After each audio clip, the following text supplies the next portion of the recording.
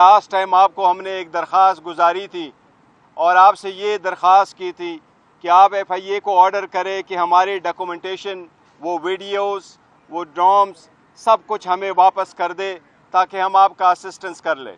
آپ نے اس درخواست میں آرڈر پہ یہ لکھا تھا کہ آپ خود اپروچ کریں ایف آئی اے کو۔ میں نے کہا ہم اپروچ کر چکے ہیں، ہمیں امید ہے انشاءاللہ تعالی ہفتہ 10 دن میں ہمیں سارے ڈاکومنٹس مل جائیں گے۔ میں ایک بات واضح کروں، پاکستان تحریک انصاف پاکستان کے 175 پولیٹیکل پارٹی میں سے واحد پارٹی نے جس نے بہترین قسم کے انٹرا پارٹیز الیکشن کروائے تھے۔ وہ چاروں صوبوں میں الیکشن منعقد ہوئے تھے، وہ الیکشن اسلام آباد میں بھی ہوئے تھے۔ اس میں چیئرمین، سیکرٹری جنرل اور ہمارے 4 صدوروں کا انتخاب ہوا تھا۔ اس سے ریلیٹڈ کسی نے اس پہ آبجیکشن نہیں کیا تھا۔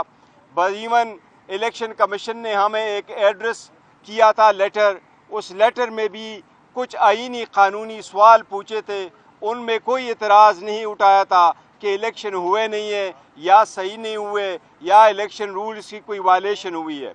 اس کے بعد ڈیولپمنٹ ہوئی سپریم کورٹ کے سامنے جب ریزرو سیٹوں والا کیس آیا، اس میں الیکشن کمیشن نے خود ڈاکومنٹیشن فائل کی، اس بات کو ایکسپٹ کر لیا کہ پاکستان تحریک انصاف ایک انلسٹڈ پولیٹیکل پارٹی ہے۔ اس میں وہ ڈاکومنٹس بھی لگائے تھے جو میں نے as a chairman P T I issue کیے تھے اور اپنے کینڈیڈیٹ کو ٹکٹ ایشو کیے تھے، اس کو بھی سپریم کورٹ نے ایکسپٹ کر لیا تھا اور ہمارے 39 کینڈیڈیٹ کا نوٹیفیکیشن کروایا تھا۔ اسی میں ایک اور ڈیولپمنٹ ہوئی، الیکشن کمیشن نے ایک اپلیکیشن سپریم کورٹ میں فائل کی کہ ہم کس کی کنفرمیشن ایکسپٹ کریں، پی ٹی آئی کا کوئی سٹرکچر اویلیبل نہیں ہے۔ یہ بات غلط تھی کیونکہ ہمارا سٹرکچر اویلیبل ہے، ڈاکومنٹس الیکشن کمیشن کے سامنے تھے، لہٰذا ہم نے الیکشن کمیشن کے سوال کا اپلیکیشن کا جواب سپریم کورٹ میں فائل کیا تھا۔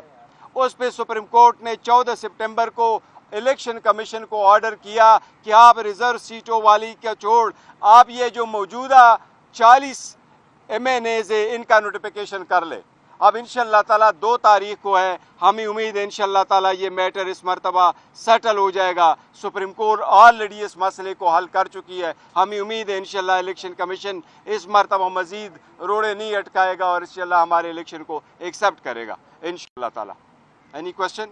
Thank you. گور صاحب یہ بتائیے گا کہ کل اطلاعات مل رہی تھی مولانا فضل الرحمان صاحب کو بھی انٹرا پارٹی الیکشن میں طلب کیا گیا ہے، کیا لگتا ہے حکومت ان کے اوپر پریشر ڈیولپ کرنا چاہتی ہے انٹرا پارٹی الیکشن کو جواز بنا کر؟